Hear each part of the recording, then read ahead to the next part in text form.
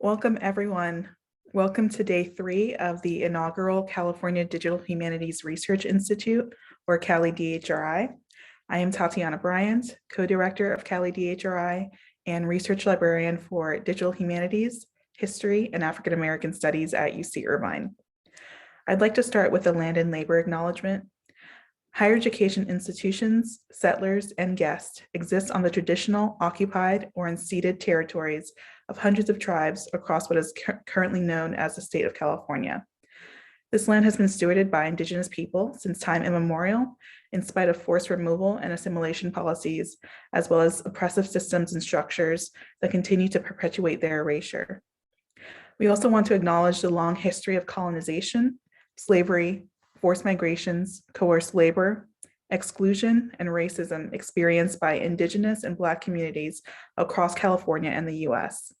We invite you to learn more about this history and consider how you can materially support disenfranchised communities.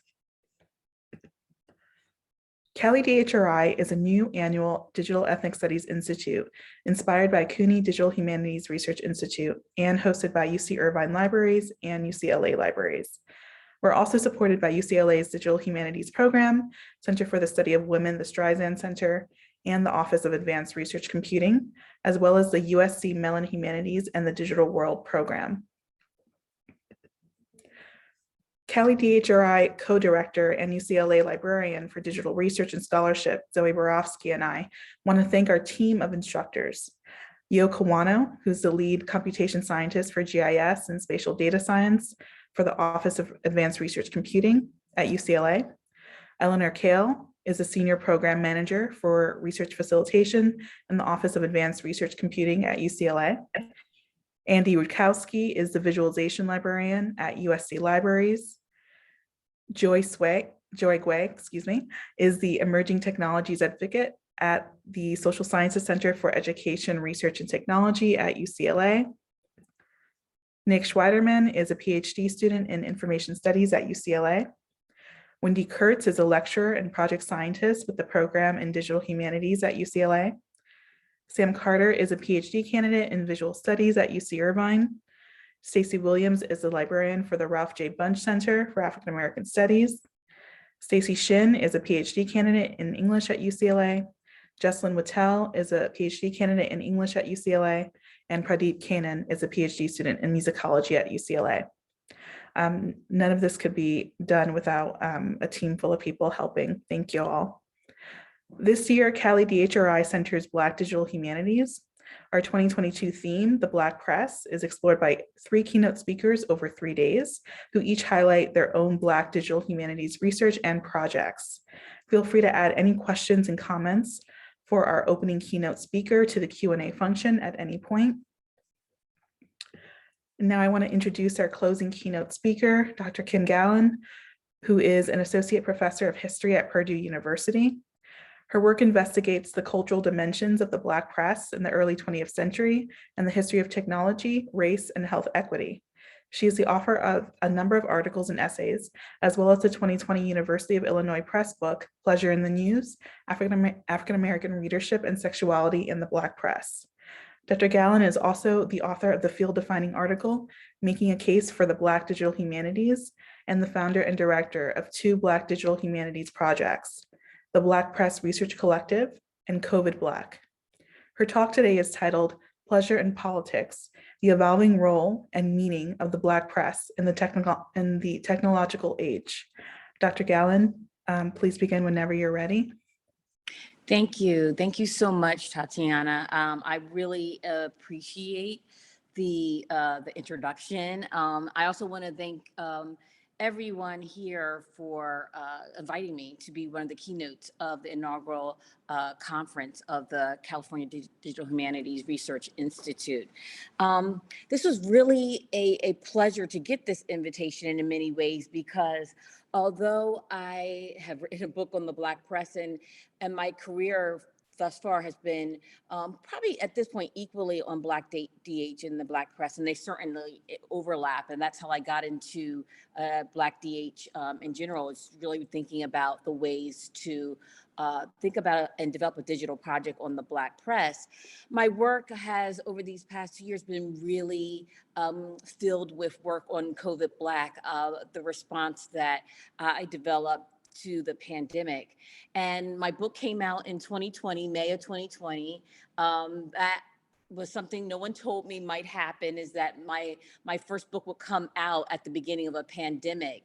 And so it's often been to my chagrin and a little bit of my disappointment that, you know, my work on COVID Black has overshadowed my work on pleasure in the news. So when Tatiana sent me and invited me to do this talk and told me that the conference was going to be centered on the Black press, I was immediately excited and happy to be a part of this occasion, and just happy to talk about this work on pleasure and sexuality and the Black press.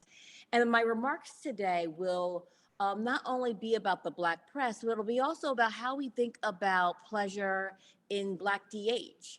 And some of the ways that DH and the projects that are being developed, how we talk about Black DH, and we don't write enough about Black DH. I think that's changing. There's some special issues coming out specifically on Black DH, so we'll hear more theoretical conceptualizations of it.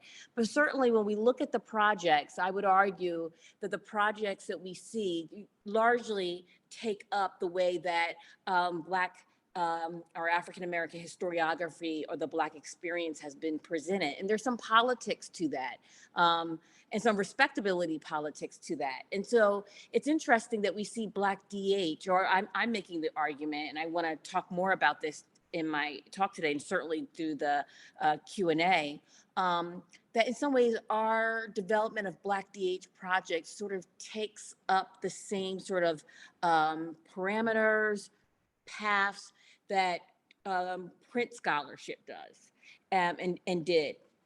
And so I think we'll see the same patterns as we get more DH projects. I think there's going to be more opening up of the Black experience through technology in ways that don't necessarily line up with some of the more conventional, respectable ways that we think about Black scholarship. So let me, before I digress into a little bit of a diatribe about that, I'm just going to get started.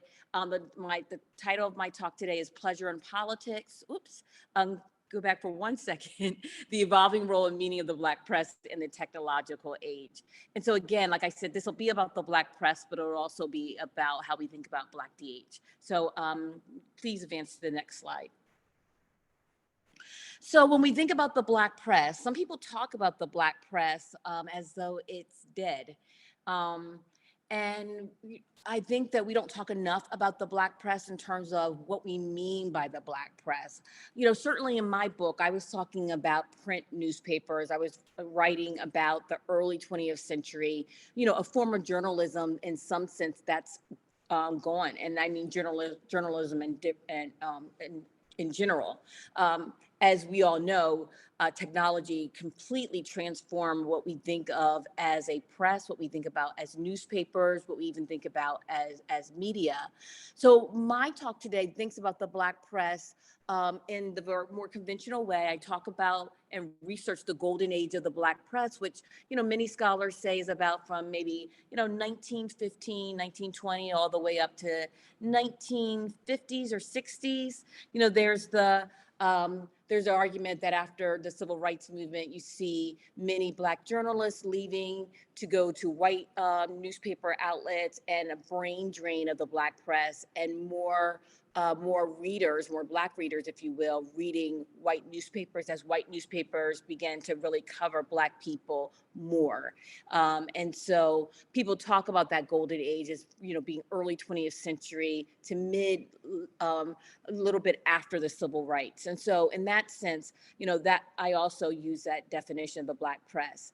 But I think we also need to think about a new Black press, and certainly people have talked about a new Black press as being media outlets and digital only publications. And so I have this map up here that shows you that the Black press is still very much alive.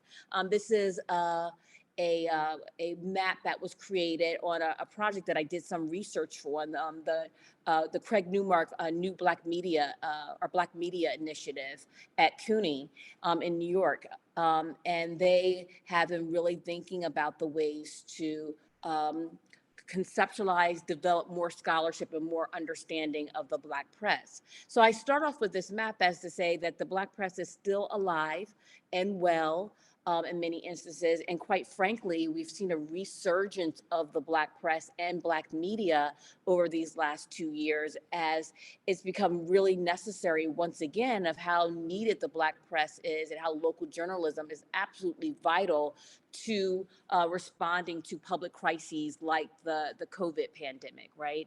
So we've seen, outlets like Facebook, as well as other philanthropic organizations and big funding entities really start pouring money back into local journalism, and the Black press has been the recipient of those dollars. Now that comes with some complexities, particularly if you're taking money from Facebook, but that's a whole nother thing that I won't get into. But if people want to ask about the complexities around that, we certainly could talk about that in the Q&A. But what we see, though, is, again, this understanding that Black media and the Black press does something really distinctly different from the white media, and it's critical that it continues. You can go on to the next slide. So let's take a look back first, and we'll just do this briefly. I can't start off really any talk about the Black press without, sort of paying tribute and honor to the first Black newspaper in the United States, which was published in 1827. And I want to just remind people that in 5 years, we'll have the bicentennial on the Black press, 200 years that we've had a Black press, Black media.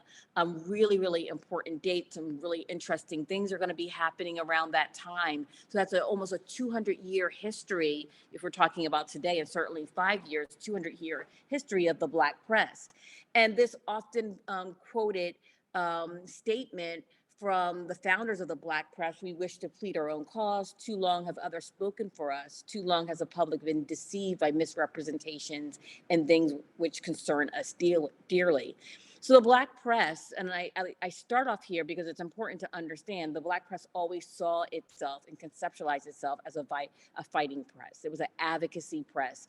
Its job from the very beginning was to advocate for the freedom of Black people, to correct the falsehoods, the misrepresentations, the distortions, the outright lies, to present Black people in the very best light in which they could, which was a very politicized strategy and politicized effort. And so in that sense, what we've seen is understanding of the Black press that has largely been through that lens, this lens of advocacy, this lens of politics, this lens of racial uplift, this lens of civil rights, all things that are actually correct. But there's ways that, as I'll talk about, that has limited what we can understand and what we think about the Black press. And what I would argue is that we also use that lens to think about Black digital humanities, me being one of the first ones to think about Black DH in a sort of more narrow lens of racial uplift and advancement. Next slide, please. When we look at today's Black press, and this is coverage from March 2020 to March 2021. So a whole year of coverage of the Black press during the pandemic. And so this was some of the research I did with the MIT as well as CUNY, the Black Media Initiative, on looking at the ways that Black media, the Black press, and these are both traditional legacy Black newspapers that are both still running in print as well as online, as well as new Black media, organizations like the Root or Blacktivity or other online news media, Black news media. And what we see, and I don't know if you can see it clearly enough, but what we see is that, as you might imagine, the Black press is covering issues around racial justice, profiling, health disparities, history of slavery, medical mistrust and distrust, Black Lives Matter, they're covering them disproportionately much more than the white media, right? Hopefully that shouldn't surprise anyone. This is data and statistics that just bears out that when it comes to covering, issues of the day around social justice, around race, around health disparities and health equity, the Black press is still leading by far the white media and mainstream white media. Again, Washington Post, New York Times, LA Times, those news outlets. So I show this as, again, to say about the necessity of the Black press. And also the ways the coverage that the Black press largely has been and continues to be concerned with, covering issues that really impact Black people, acting as an advocacy, acting as uplift, serving in ways to empower Black communities. Next slide. Can you go again? I can't see all the way. Let me see. Okay, there we go. Perfect. I can see that. So when we look at the scholarship on the Black press, and what what historiography and what scholarship has shown us, right, is that the Black press, that scholarship and that historiography tends to follow the coverage of the Black press that is centered around racial uplift, that's centered around politics, centered around empowerment, centered around civil rights. So all the way to your left, we have the first sort of scholarship on the Black press, published by Garland Penn Afro-American Press, and its editors, that was published in 1890. Then we have just a sampling of books that have been published over the last, century or so, with Roland Wolsey, the History of the Black Press by Armistead Pride and Clinton Wilson, the Black Press New Literary Historical Essays by Todd Vogel, that was done, I think, in 2004. And then, even a recent book by E. James West, A House for Struggle, that looks at the built environment of the Black press. That's just out this year.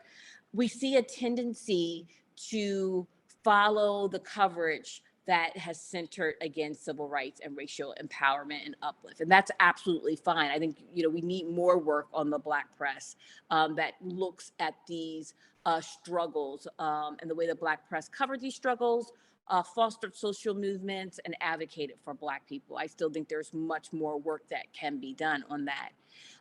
Next slide.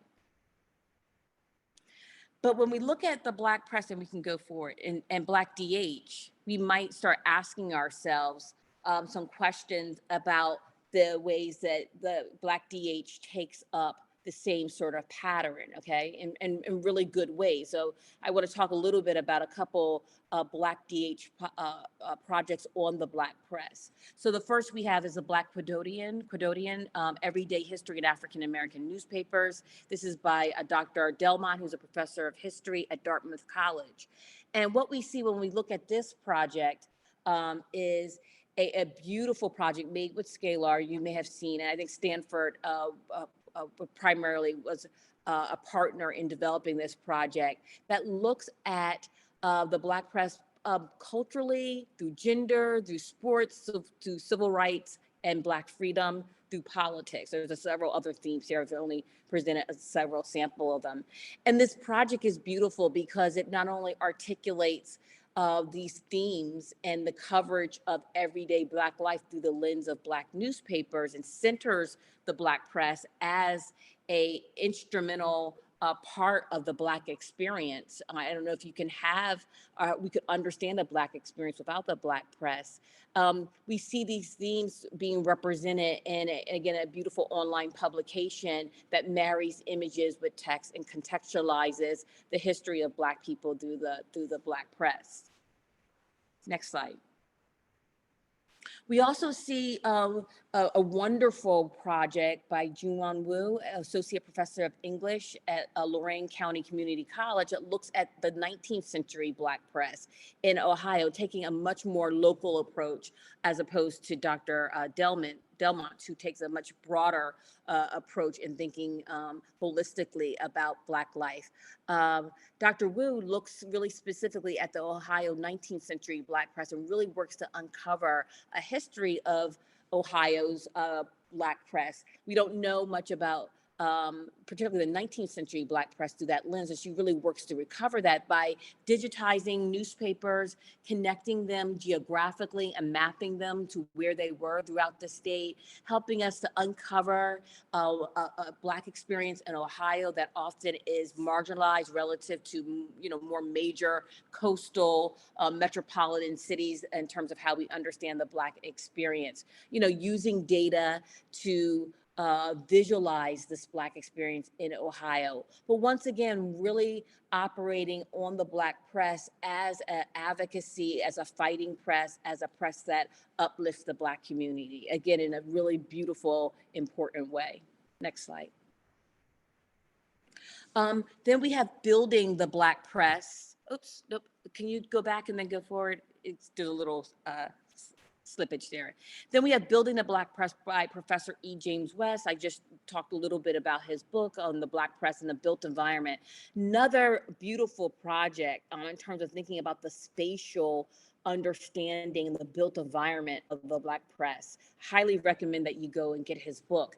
And he looks at these historical buildings as this backdrop for white supremacy, and how through the acquisition of buildings and equipment and creating and opening up space in different parts of the country, we see the Black press fighting racism, not only in its coverage, but in its occupancy and its representation spatially through these buildings to fight the way that racial segregation operated. And I think really breaking new ground and thinking really innovatively about the spatial dimensions of the Black press. But once again, contextualized in this sort of a binary of white supremacy and Blackness, right? Racial uplift, racial justice. Again, I just want to iterate, these are not critiques necessarily of this scope or this direction, but certainly highlighting a tendency and a trajectory in which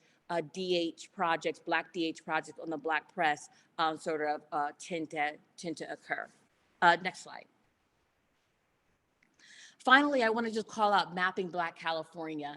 And, I don't know if you would technically call this a Black DH project. I certainly put it in that category because Paulette Brown Hines, who is a publisher of Black Voice News, who is a professor, not a professor, a scholar of English. She's a literary scholar, a former professor, has a very interesting story, was a professor, got her PhD, was going the tenure track route to be a scholar of English and African-American literature, but was a daughter of two Black newspaper publishers and decided to leave academia and go back into the family business. And since that time, she has just been a force to reckon with in transforming the Black press. And one of the things that she's done is that she's, learned GIS and created a GIS team to start mapping, not necessarily the Black press per se, but using Black media and the venture of her publication, Black Voice News, to start mapping Black California, right? She's done a lot of really important work these last 2 years on the pandemic with her own dashboard of how the pandemic has impacted Black Californians, and has really transformed this idea of a new Black press and a Black press that is really working to use things like data journalism and GIS to tell different stories and highlight the impact of racism and systemic structural inequity on Black people's lives in California. And again, in the tradition of Freedom's Journal, in the tradition of the Black press, really focusing on advocacy and racial uplift. And thank goodness, because she was able to highlight in ways how Black people were being impacted by COVID, and use that data in those visualizations to then juxtapose it to a larger national picture of Blackness and its impact in COVID. So I'll stop here for a minute just to talk a little bit about how all four of these projects really work, I think, in many ways to to do the work of technology or recovery that I see is as the heart of Black digital humanities, right? And that is because they are using technology to really, uncover a hidden history, a hidden experience, a hidden understanding of the Black press, right? And I would say that that then is an extension of Black humanity, right? So I tend to see digital projects and the ways that Black people use digital technology as a way of getting at the heart of this question of what does it mean to be human, which I'd say is an epistemological question that lies at the heart of Black studies and the conceptualization of Black studies. So I've long been very, very convinced by what I see my colleagues do, what I see every day Black people do with technology, is that when we use technology, whether it's academically, whether it's through social media, whether it's through our everyday use, often it is a sort of microcosm or a sort of, not a stand-in, but symbolic and literally, both symbolic and literally, a use of technology to really recover and humanize, Black people, both collectively and individually. Now, Andre Brock, who is the author of Distributed Blackness and talks a lot about, Twitter and Black pleasure and a sort of a Black aesthetic online and a Black use of a technology, always sort of pushes back against my idea of a sort of a politicized use of technology, and really makes the case that, Black people, when they use technology, it's not always for some political purpose or political uplift. And I'm certainly convinced by that. So he's been really instrumental in helping me think about, the relationship between pleasure and technology, pleasure and DH. So next slide. So my work, Pleasure in the News, African American Readership and Sexuality in the Black Press, really wanted to do a lot of the work that I saw not being done in Black press historiography, Black press studies. I came to the Black press looking for sexuality. When I was in graduate school, I really, I started off wanting to write a book about sexuality in slavery. And then since that time, there's been scholars working on that topic. I went to graduate school long enough that, and I love my advisors, still love them to the day, but they told me it would be really difficult to get at this idea of sexuality in the context of slavery because the archival resources just weren't there. And so I went looking for sexuality in another, time period, because I was determined, I wanted to really write about the ways that Black people think and understand, find pleasure in sexuality, and get out of that frame. And not that this frame is, not useful, but, really we had, up until the time that I was really in graduate school, a lot of the work around Black women's sexuality and history was through the lens of sexual assault, rape, and sexual violence. And I really wanted to recover a historiography of Black people who had an engagement and an experience around sex and sexuality that was through pleasure and joy and fun and delight. Even as that might occur in a context of politics around race, right, and racism. And so that's where Pleasure in the News came in. It's this book about, sexual expression and agency and identity in the Black press.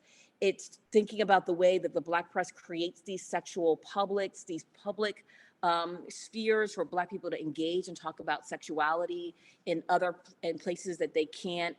For example, in the Black church, or even in, historically Black colleges and universities, the Black press, because it was both sort of sacred and profane, both respectable and both sort of non-respectable or sensational, it created a space, I argue, for Black people to be multidimensional, to be seen outside of just these political actors or victims of white supremacy, right? And so the Black press reprints these stories that complicated notions about respectability, right? There are all sorts of discussions around gender and sexuality. There's images of Black bathing beauty, pageant contestants and winners that are highly sexualized. There's, wide debates about interracial sexuality and the merits of that and the drawbacks of it. There's beautiful and funny and exciting coverage of divorce trials. And I say beautiful in the sense that, they're just, really illustrative of the sort of dynamics of relationships that we don't often know about because, they're covered up by historiography that tends to be a little bit more on the respectable side. And this sensational coverage really expands Black women's sexual consciousness and demonstrates the tenuous position of Black female impersonators, people we might call as LGBTQ today.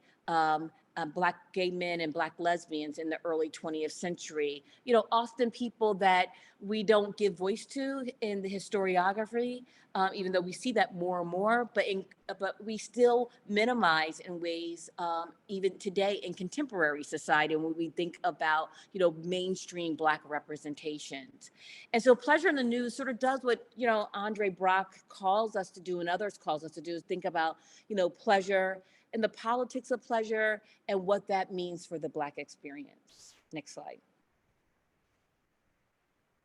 So I argue that there's a pleasure politic in the Black press. So this is an article or image from 1938 of a Black beauty bathing contest winner. And I always like to show this because the image says that she was pretty, but not pretty enough. And that meaning that she was pretty, but she wasn't pretty to win the contest. But I want to remind you that this is 1938, where we have a understanding of Black women's sexuality as being of a cultural dissemblance, where Black women, respectable Black women, wouldn't be seen in this context. But certainly in the Black press, it's another space. It's a safe space, if you will, outside of the eyes of the white gaze. And I'm not arguing that white people didn't read the Black press. They certainly did. But it was a space where Black women could be sexual and respectable at the same time, right? We understand historically how Black women's bodies have been hypersexualized, how they continue to be hypersexualized, almost making it impossible for Black women to have a healthy sexuality that's not called into question either by white people or Black men. And I am here talking about Black women's heterosexuality and this sort of dynamic of both sort of being seen as an object and as a representation of the race, so that, Black women's bodies are deployed to sort of be a metric for how respectable, Black people are in general. And I argue that in the Black press in the early 20th century, there was a space to be sexual and respectable at the same time. Next slide.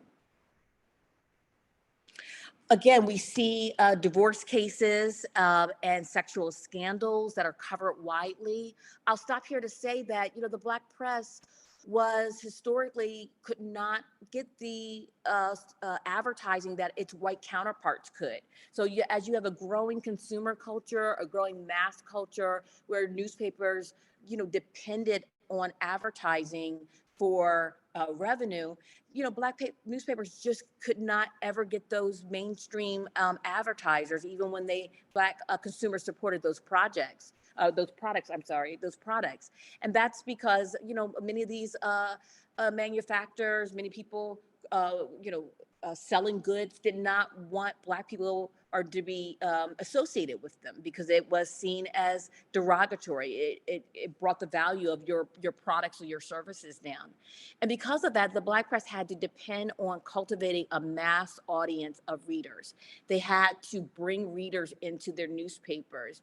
And they did that with, coverage on sensational news that they put on the front page, things that would invite people into the newspaper. So the newspaper is sort of a collage of politics and scandal, a collage of, sexual representations, sexual condemnations. These are images and coverage that did not go without critique. There certainly are, people and readers who were, angered by this coverage and felt like the Black press was diminishing itself by covering this coverage. And others that were like, bring it on. This is what we want to read. This is what's important to us. And so in that sense, we have a Black press that is much more dynamic, much more fluid, much more multifaceted than we do than the historiography has always told us, and always represented the Black press as being.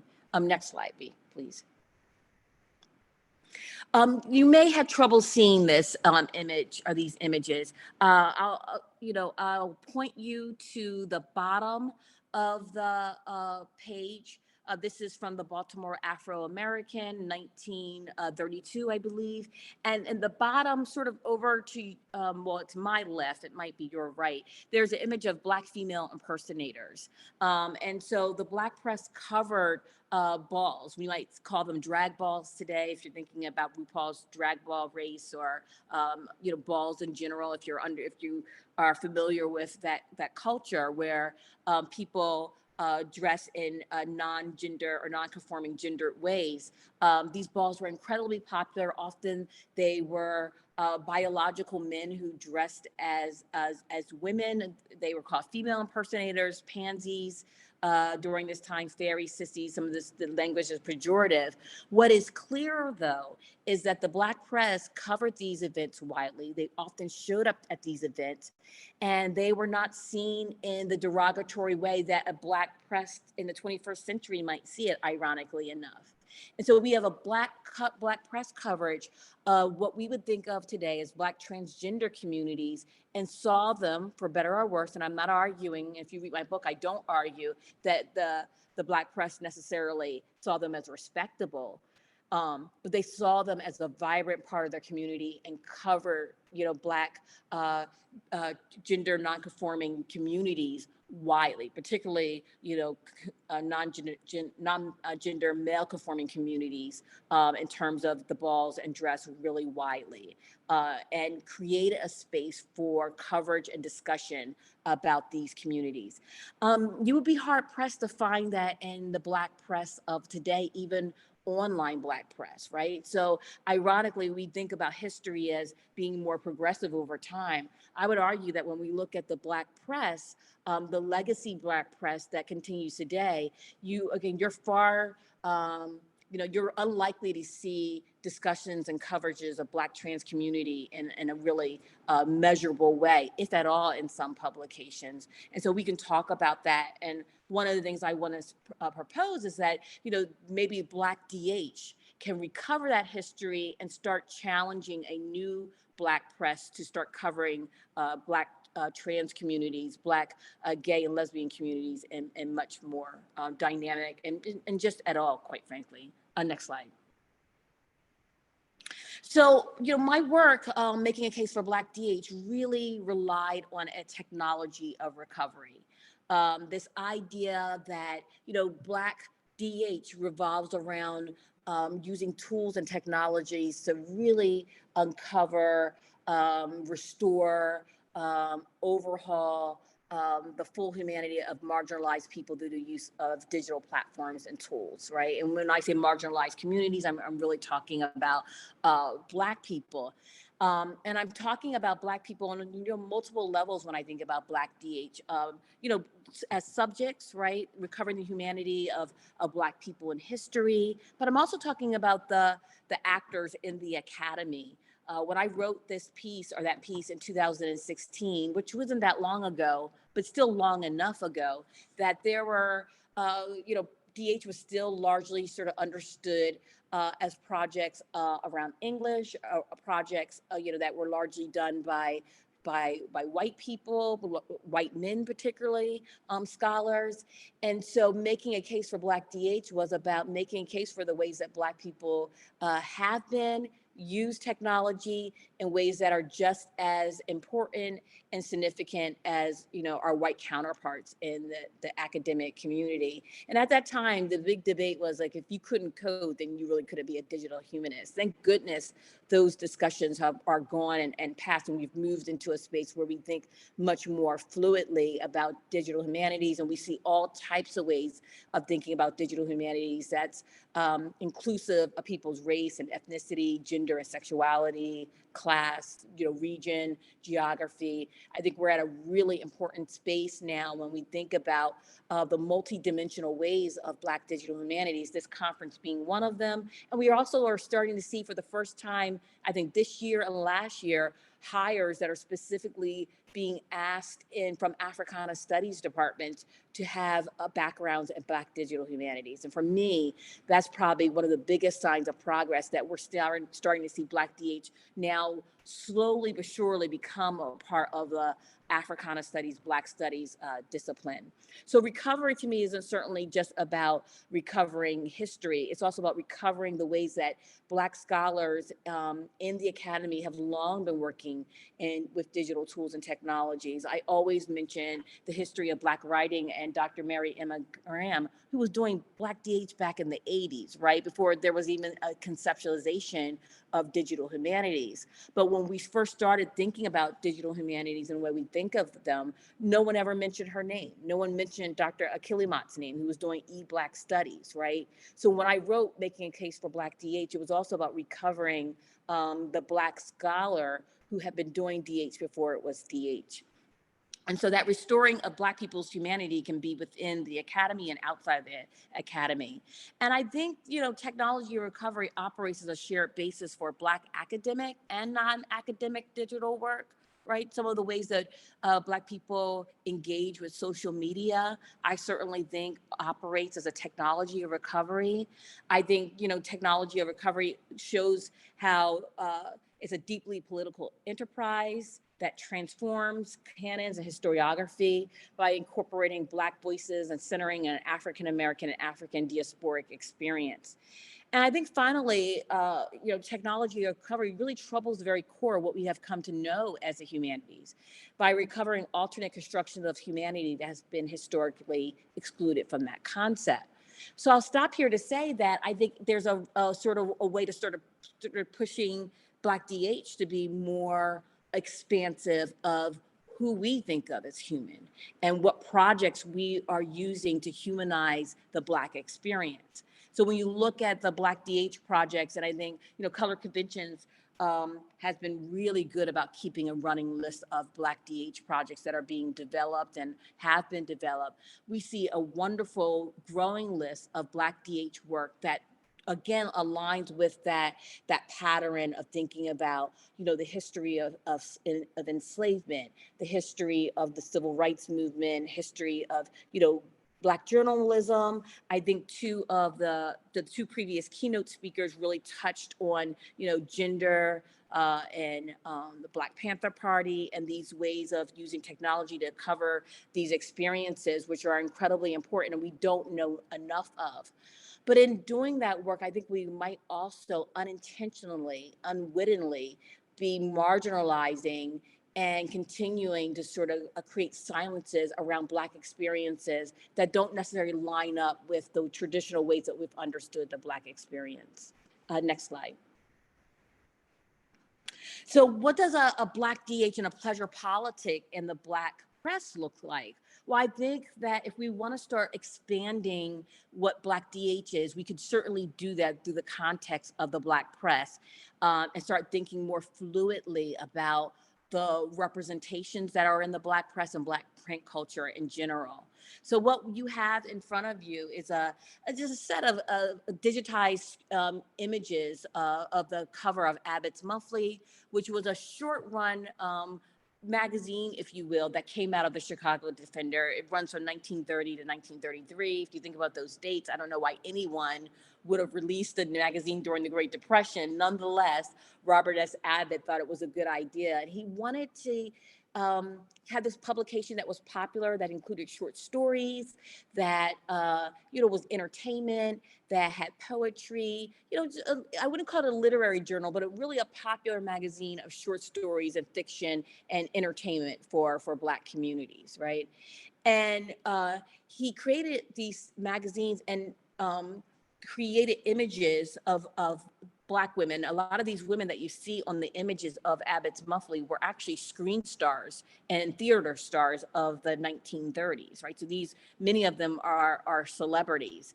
And when the when the magazine first comes out, and I didn't do a good job of representing it, the first, I would say 17 issues really were a diverse set of images of browner women, of light skinned and brown women. About halfway through the publication life of Abbott's Monthly, they start focusing more on screen stars, and you see that the images, again, to my left, become much more lighter skinned Black women representing, a color politics, or certainly an entertainment politics. But I use these images here as a way to start thinking about what would a pleasure politic in Black DH, as well as through the Black press, look like in Black digital humanities. And I think one thing we might think of is how we might use a technology recovery in Black DH to engage in a practice of visual analysis that captures the interrelational properties of identity, gender, pleasure, and sexuality.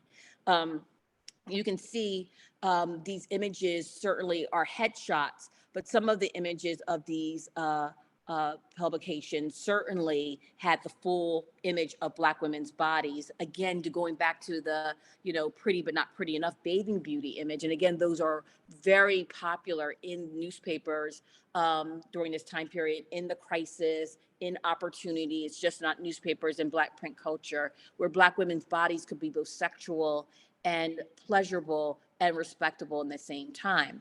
And so I think, a Black DH and a pleasure politic in the Black press may help us to start thinking about Black digital humanities projects that exceed a relationship with Blackness and whiteness as, in the context of racial uplift or fighting social justice, and think about creating a Black digital humanities in a intra-racial way, and think about the ways that Black people speak to each other in terms of Black DH. Next slide, please. So this is, I call this technology recovery, pleasure in a new Black press. And so this is a screenshot of the Shade Room. And I might get a lot of flack for this, but I think of, this is Meg the Stallion, who is a hip hop artist, a very popular hip hop artist. And I'll say in a minute why I should have brought in another screenshot of the Shade Room, but I'll describe it enough for you if you're not familiar with the Shade Room. And I'm on the Shade Room a little bit too much, but that's another thing for another time. But I call the Shade Room, believe it or not, a new Black press. Why would I call the Shade Room, which is basically a social media, it's on Instagram. I don't know what you would call it. Maybe it's just a platform, someone who maybe studies the Shade Room, who might be in the webinar, can help me find a way to characterize it. But I call it a new Black press. And why would I call it that? Well, the Shade Room engages in forms of representations that look really, really similar to the Black press of the early 20th century. So I've already talked a little bit about how when we look at the legacy Black press and even new Black media, they still operate in a set of respectability politics that doesn't allow for conversations and images of Black people's sexuality outside of very, very narrow frame. When you go to the Shade Room, a lot of it is celebrity culture. There's lots of images of Black women's sexuality, Black men's sexuality. There's images of political discussions. They often cover, the politics of the day. If you go to the Shade Room right now, you'll see a clip from CNN where Van Jones is making a case that Black people haven't fared very well underneath the Joe Biden administration. The Shade Room will have images and discussions about the vaccine. They'll have international discussions, and have other discussions about things that might seem frivolous or sexual in nature, right? So I call the Shade Room a sort of a new Black press, and thinking about a technology recovery that deals in this engagement of pleasure and politics and gender and sexuality, right, as a way to think about the forms of and meanings of a Black press or a Black media outlet that takes up these forms of of sexuality in ways that might appear disrespectful, but opens up these representations of the Black experience. So I asked the question, what do we do with forms of Black humanity that's excluded from and marginalized in how we study the humanities and practice the Black digital humanities? Now, someone can correct me if I'm wrong, but I don't think we have many projects that look at, sexuality and homosexuality and trans communities and Black digital humanities. Where are those projects, right? Why don't we see those projects? Why do we see an overabundance of projects that are funded on enslavement when we think about the Black experience? Why are we sort of invested in particular narratives about the Black experience to the exclusion of thinking about other narratives? And I think about the Black digital humanities at this point as being a way to start opening up the conversation of not just how to recover Black people's humanity, but how to recover Black people's humanity that is marginalized within the Black community, that is seen as disrespectable, that is seen as, in some ways, antithetical to the Black experience if we're thinking about it as a fight for civil rights. And so I think about the Shade Room, who has really cutting news, like a sort of news program. It's a little video that they have about once a week where they it's the Shade Room Investigates, and it gets over 1 million views, right? Over 1 million views of some sort of political issue or social issue that impacts the Black community. And you get over 1 million people watching this in ways that the contemporary Black press doesn't get in the 21st century. And we might ask ourselves, how is the Black press sort of narrowing its audience as opposed to expanding its audience by focusing on very, very narrow and conventional ways of thinking about Blackness?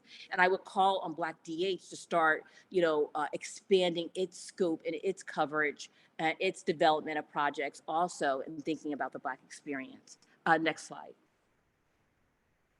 So I just want to close with this provocation and then open, hopefully, it up for discussion. How do the Black press, might the Black digital humanities reveal how methodological approaches for studying and thinking about pleasure, I'll say gender and sexuality as my understanding of pleasure, may come to bear on and transform the digital processes and tools that are used to study and uncover humanity? And what I mean by that is, what would it look like to text mine for gender and sexuality, right? What would it look like to map gender and sexuality? What does that look like from a Black perspective, from a Black-centered perspective that doesn't pathologize Black people's sexuality, that doesn't situate Black people's sexuality solely as a victim of racial violence, right? What would it look like to see a mapping of Black trans communities that highlights the ways that they've been central to Black communities as opposed to marginal to them? What would it look like to, spatialize the ways that Black people engaged in heterosexual, homosexual relationship, and even engaged in, sex work, right? What would that look like in a Black DH project? And how would that call us to transform and think more creatively about the role of digital tools and technologies? Maybe it is that we need to create a new tool or technology or new processing for thinking about gender and sexuality in a Black-centered way. How might we use technology or recovery to humanize forms of Blackness, pleasure, and sexuality? How might we start to use Black DH to center Black people's sexuality as a defining part of our Black experiences, right?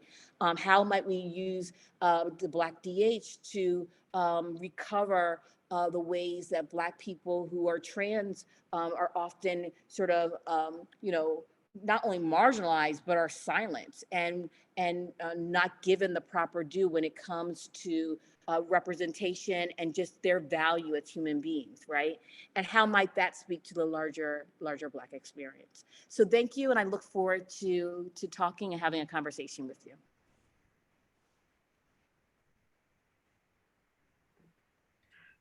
Thank you so much, Dr. Gallen. I am going to invite everyone to add questions and comments to the Q&A.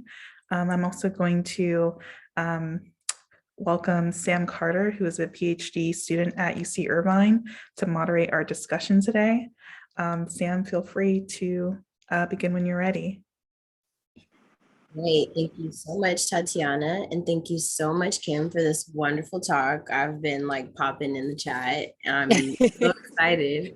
I think there's so much. So please feel free to add your questions to either the chat or the Q&A. And to just give some time, I'll share some things that came to mind for me as I was listening. The first thing that came to mind to me was a quote that I really love by June Jordan. I probably am going to mess up the exact words, but essentially she says, like, if your revolution doesn't have dance, then I don't want to be. Yeah, I love that because it speaks to the importance of pleasure in the political. yes. Right? And I also love that it's also International Dance Day. So for my dancers out there, I love that quote that I'm reading too. And then also I love that quote because I feel like dance is such an important part of like communities of pleasure in the Black Yes. community throughout history, and of course during slavery as well. And it's transformed our whole musical, right, and like physical existence on this planet. Yeah. Amazing. Yeah. But has a contentious sort of history in the sense of it requires Black people's bodies, and that is always going to be inflected, not always, but that has been in some instances been inflected uh, by a concern, sort of the notion of double consciousness being seen through white people's eyes, right? And so dance also being one of those things and spaces that were subject to scrutiny. Mm-hmm. It's interesting too, because it's like it'll be that scrutiny, but then it'll be like a co-optation and an invasion of the Absolutely. Absolutely. like, Welcome to Blackness, right? Right. Okay, and then I also this is like, I don't know, something that comes to mind too is Twitter. I mean, you mentioned it briefly, but yeah, that is interesting. And of course, we know, right, that Twitter was just sold to Elon for $44 billion. And I'm curious your thoughts because, I mean, I think a very substantial, heavy case can be made that that value was made through Black Twitter, right? Oh, you're not going to get any argument from me. And I will say absolutely. So either I may be showing my age, or I'll show my own politics. So these last couple of years, I've been a really avid user of Twitter. In some ways, I like to say that Twitter. I'll say, let me be very careful. Black Twitter saved my sanity these last 2 years because of the pandemic. But I'm always, and have always been very, very clear that Black people don't own Twitter. We benefit very little financially from Twitter. I've always said that I've always sort of predicted like something like this could happen, that Twitter could fall into hands that might be more antithetical. I don't know that Twitter was ever for Black people. We made it for ourselves, right? But that, depending on who owned Twitter, it would be more difficult to have this sort of Black Twitter space that, Black people have been able to have. And so while I've, relished in this idea of, Black Twitter in very largely symbolic ways, in the ways that Black people use Twitter, it's never far from my mind that unlike the Black press and unlike Black owned enterprises historically and contemporarily, Black people do not own Twitter, and we don't really work at Twitter either. They've gotten better in the last couple of years, but they still are behind the proportion of the population that Black people make up. And so, I'm always going to, advocate and always sort of cape for Black people to own their own means of production, their own means of representation. But at the same time, I will not say that's a panacea. And part of the argument I'm making here is that even within Black-owned publications or Black scholarships, we see hierarchies that still marginalize and oppress and create, power dynamics. So, I would never argue just because something's Black owned that it operates as a space, egalitarian space for everyone to exist equally or in equitable ways. But I would put my money on a Black-owned entity for Black people as opposed to one that's outside of Black people's means. Absolutely. Thank you so much. Okay, yes. So I really appreciate this. So I so much here because Kim is making amazing points that I want to respond to. The questions are important. This quote, it was used in an essay by June Jordan that I can't remember, but it is, I think the article may even be called like Notes on Black Pleasure or something. And she Okay. quotes Emma Goldman, who is a famous female anarchist who quote. Okay, and then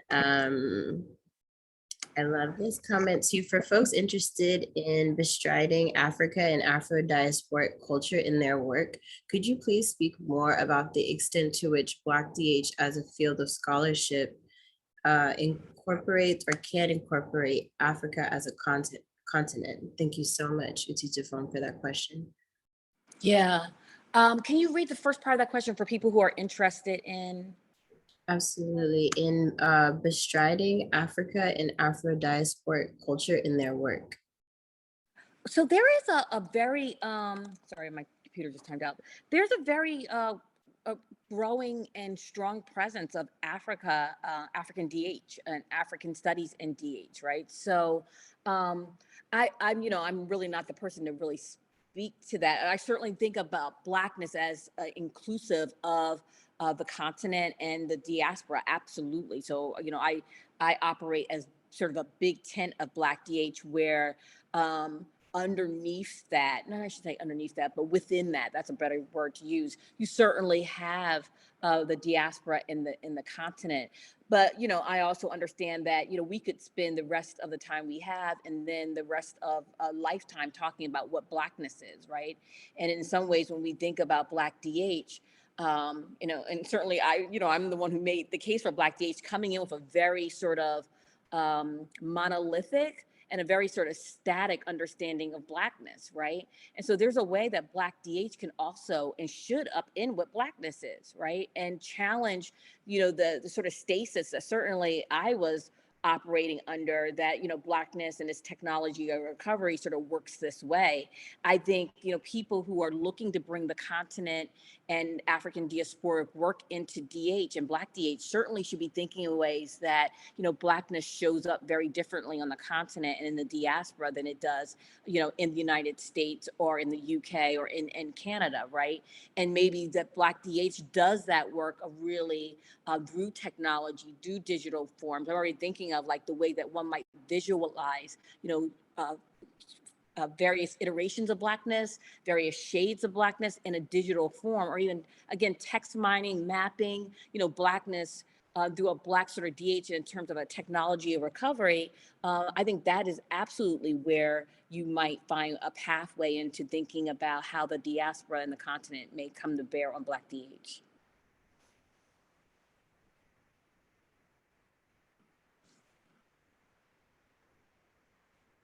Excellent. Thank you so much.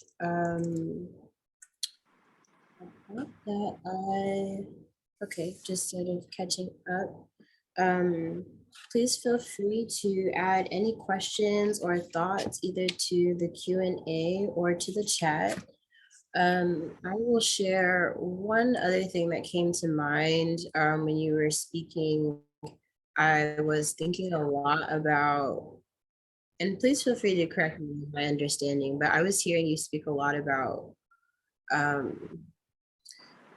we're talking about Black spaces. There are still topics and issues that can be further marginalized or mishandled in part because of like respectability, like Black respectability politics or respectability politics that we've come to adhere to consciously or subconsciously. And pleasure, I think, is so central to that, right? Because there's so much cultural taboo, religious inspired taboo around sexuality, and also prejudices kind of connected to that too. But I'm curious if there are creatives or platforms that you have seen in the digital realm handling those topics with Yeah. care, with grace, with creativity. Right. I haven't yet. That's not to say that there aren't. You know, I've been, again, really buried in health equity for the last 2 years. And, you know, I've been much more conversant with, you know, a lot of the work around data and Black health, because that's really taken a lot of my attention. So my critique doesn't necessarily suggest that there isn't one. And what I believe is, because when you see the historiography, and again, I'm a historian, so I'm talking more about historiography and scholarship on the Black experience historically, you do see much more work on gender and sexuality than you did 10 years ago, 20 years ago. And so you definitely see an opening up of more dynamic Black experiences. And what I'm suggesting is that Black DH is really following the trajectory of what the historiography and the scholarship on the Black experience was in print form, right? Which was very much Black people fighting against civil rights, Black people fighting against racism. And then over time, you started to see more books coming out looking at Black people's lives just for the sake of Black people being Black, as opposed to always being in relationship to whiteness or racism. And my talk or argument is that we might, you know, sooner than later, start thinking about Black DH to sort of think about representations that aren't necessarily always seen in DH. Also, this is this is really an aside, but it is related. I do think there's a particular type of politics about what Black DH projects get funded. I think there's a reason why you see an overabundance on DH projects, and I don't even know if I wouldn't even call them Black DH. I would call them digital slavery studies and digital slavery projects. I don't necessarily see those as Black DH projects for a variety of reasons. One of them, that most of them are done by white scholars. I think of Black DH as, I mean, I think you can be a digital humanist and do Black DH and be white. I'm not suggesting that. But those projects are not really centering the Black experience. Jessica Johnson and I talk about this a lot, how a lot of digital slavery studies are not really centering Black people and Black experiences. And really that's what Black DH does. But I do think that when we look at what gets funded, we don't necessarily see projects getting funded that really is talking and centering Black people's experiences from a Black perspective for Black people's lives, for Black audiences. We often see in the scholarly realm projects about Black people, but not necessarily for Black people. And I'm arguing that Black DH is for Black people, disproportionately by Black people, and center Black people. Thank you so much. I want to share this comment by Johanna. Dance in Africa is for pleasure and worship. For example, Bori dancing, which invokes spirits to possess the dancers to prophecy about people's future. This is common among houses in Nigeria and Niger. I think that's really beautiful, and that other things that come to mind are like Santeria in Cuba, where a big part of the baile folklorico, that is like dancing representing the gods. Tango was originally like developed from candombe in Montevideo, Uruguay, by slaves that were worshiping or kind of like calling on their ancestors. So I think that's all just beautiful history. Susan Anderson wants to ask, have you looked at Black women journalists historically in and out of the African-American press? I have. That's not really my work. There's a good book by Rachel Grant, who's at the University of Florida, that's coming out. And she's looked specifically at the work of Black journalists. So I don't really study journalists per se. I'm much more in the cultural representations and discussions and discourse in the Black press. But certainly I will stay tuned to Rachel Grant's work, which should be out in a couple years.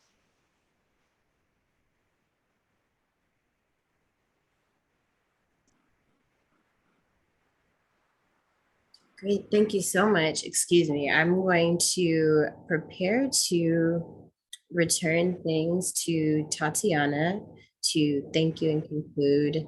But I've been so honored to be here with you. Thank you so much for everything you've given us today. No, thank you. It was absolutely a pleasure to be in conversation with you all. And thank you for giving me this opportunity. I really, really appreciate it. Thank you again to our closing keynote speaker, Dr. Kim Gallen, as well as our CaliDHRI team and all of our attendees for your time and attention today and this week. I'd like to invite everyone to register for the upcoming virtual panel next week for Art Power Community, a Black Panther Party 55th Anniversary Retrospective, which will be exhibited and hosted at UC Irvine Libraries using the link in the chat. Dr. Gallen, thank you again for all of your work. Thank you. Again. And I hope everyone has a great Friday and a good weekend. Be well, everyone.